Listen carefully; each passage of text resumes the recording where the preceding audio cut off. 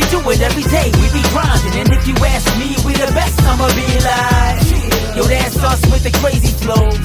And you gon' hear us on the radio. This is how we do every day. We be grinding, and if you wanna come and test us, I'ma be like, yo, that's us with the crazy flow. And you gon' hear us on the radio when I'm spitting all these rhymes. Yeah, hey, what's up, fellas? This is Coach KK, Coach Kenny Catfish, coming back at you with some more of this spread offense. The whole primary focal point of this scheme is to keep two receivers on one side of the field, two receivers on the other side of the field. The running back, he can be offset from the left or the right of the quarterback. And what we do is, as soon as the game starts, within the first 40 seconds, we set audibles within all of the sets that are similar. As long as we stay with the core principles of the 2x2 formation, right? Nobody goes across the formation. Everything stays the same. Everything looks the same. And that way you can do these little sneaky formation shifts and you catch them off guard. Like we audible to that screen. We're going to audible to this. Look how the defense is. They're off coverage, right? So we just quickly audible to another play, which is the mesh post. And we caught them off guard. Got it?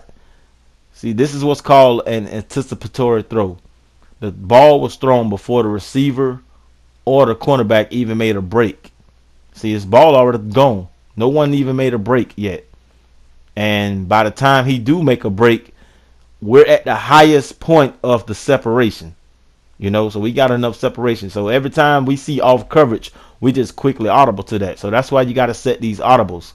I always talk about that. So if you guys, for the new guys, that's how we roll over here. See, he's trying to be slick. He know the wide side of the field is on the left side this time. So this dude literally was user in that corner. And I guess he thought I was trying to go inside. But no. Mr. Michael Evans, don't be giving no more footballs away, man. Especially on somebody's 600 touchdown pass, man. Hey. But yeah, so here we go once again. We saw the off coverage and the opportunity presented itself. All we got to do is pay attention to anybody lurking underneath, because if someone was lurking underneath, we'll be hitting the mesh routes on that play. So that's the whole thing, man. Look at everybody. Everybody is spreaded. Everybody is isolated. If you look inside the box, it's one-on-one matchups with the linemen. It's really only one defender to beat. So that's why I say halfback draw is very necessary for this formation when you do 2x2 sets, especially when you do the 2x2 sets and they're spread it out, because we can also go tight. See, that's the formation shift right there. He don't know what's coming. He don't even really see no movement. Nice. And that's the significance of this. We can make them solely key on the receivers till they just forget about the run game.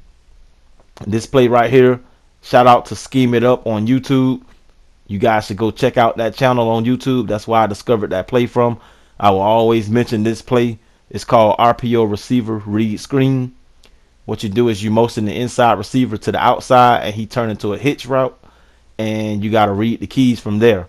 Reading the keys also means you're able to hand this ball off. So it all depends on the letter P on top of the player and the guy who's coming in, like the crash man. So they bit, and I reacted, So right here is where all the processing and the decision making have to happen. I was talking to a guy the other day, and he was watching me play somebody, and I had the Jaguars. I was playing against somebody with the Packers, and I won. And he was like, man, you be killing it, man. But yeah, it's all about timing with the RPOs.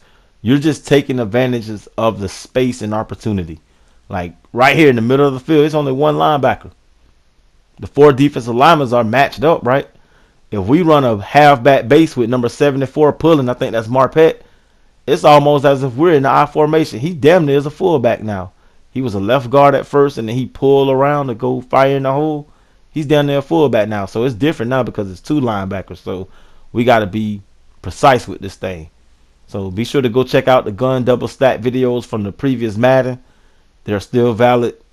It's the same thing. We running the same principles and concepts. Hey, in the flats. You guys ever ordered wings and wanted all flats?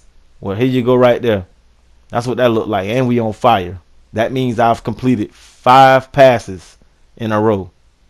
So that's that. And we got I forgot what they call it. Pro read is what they call it. Yeah. So I don't take Madden's opinion from pro read, though. They target the widest receiver open because they don't account for user lurks and stuff like that. But it's always good to be on fire. I seen when you're on fire like this, it'll put a little bit of intimidation in you. The other guys would be a little intimidated. Look how he backing up like and just drifting back out the box. See that? That's what I call intimidation right there. And that what happens. And when you're on fire, I call it on fire. I don't know what you guys call it, lit up or superstar, X Factor, whatever you call it. I call it on fire, but it puts intimidation in the hearts of the defense. As you can see right here, he's pressing. When the defense press, that helps against the run. You know why? We've talked about it before. That was a nice juke. First of all, the offensive goal is to block the man in front of you. When you're on offense, your goal is to block the man in front of you or take him out of the play by running straight down the field. So if you look at the receivers, that's 4 receivers, 4 DBs, the 2 safeties in the back. That's 6 people who are not involved in this play. So versus 5. And some of those 5 were manned up one-on-one with the linemen. So I really only have 1 or 2 defenders to beat. It's all on me if am I going to be a patient runner or not, or take advantage of, the little cracks and crevices that I do get. So that's how that thing go. Right here is the bubble screen. This is how this thing go. We can literally sit in the same formation from the 1 yard line back into our own territory all the way across the goal line into the enemy's territory, because it's all about isolation. It's all about catching the mismatch or finding the space and opportunity. Look at this right here. We're doing an RPO receiver read screen. Okay? Boom. Just like that. We read the keys. I didn't know that I was going to throw him the ball. I thought maybe I was going to have to hand the ball off, but it was all about reading. See, they bit and we hit. That's the best way I can explain it. I'm actually looking ahead of the field. I was going to hand the ball off, but he came in and crashed. And you got to do this repetitively in practice mode and in games. And you're going to have to go through the trial and error of catching these penalties. I've seen a few guys say it didn't really work like that. Yeah, it worked. I don't ever catch penalties because I know that you have to throw him open. There's a time clock in my head. It's either gonna be a off thrown ball, he's gonna throw off his back foot, or he's gonna throw sideways. You know what I'm saying? So that's how that thing go. But definitely you have to run from these spread sets to keep it, going. Look, all the flats is wide open. I can do out routes with the slot guys. The middle is dead wide open. If we got enough space and there's not no deep middles from the linebackers, we gone. See how he started drifting back at first? See, he beat himself with that play because he started drifting back. Look at him. He was a user over here sticking 14. And his initial reaction was to pick up a slant. And I just took advantage of all that little space. And we made something out of nothing. Contrary to this, other guys will be rolling out all the way to the sideline.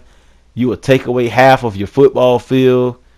Once you roll out, you can only work one side of the field. But when you stay in the pocket, you can work the whole field, left and right.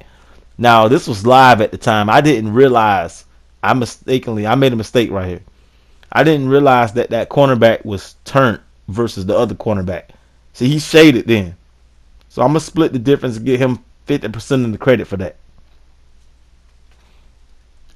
Yeah, he definitely shaded. I give him credit for that one. So, but we still on fire. We still are X factored up, and it's still more reads to go. Watch this right here. As you can see, these 2 guys right here, what are they doing? If they're not blitzing, they got to be in purple and yellow, right? Or they got to be in man. And if they're in man, we got man beaters out here. So why don't we motion this guy over to the side and make it 3-on-3, followed by a late drag route. First read is triangle, not open. Second read, R1, not open. Boom. We already won the battle at the line of scrimmage by calling that simple drag play and moving the man in motion. You guys can take that little concept right there. And I knew it was going to be a purple and a yellow sitting in those zones right there. That was the worst case that could happen. So sometimes when you look at the defense, you got to think, what is the worst case scenario? We won this at the line of scrimmage just because of two adjustments. We did a simple drag route and a motion just to make a flood concept. You guys got to start implementing real passing concepts instead of playing backyard football. Like I say, once you roll out, most guys, they take the snap and they roll out and they just eliminate half of the football field. Two guys on whatever side of the field or one guy, whatever, is not even involved in the play. So here we go again. I threw the ball too fast. That was a completion.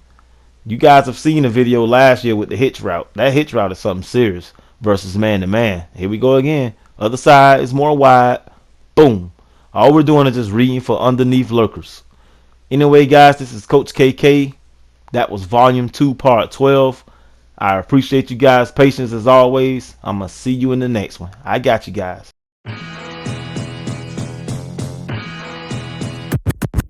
This is how we do it every day. We be grinding, and if you ask me, we the best. I'ma be like, yo, that starts with the crazy flow.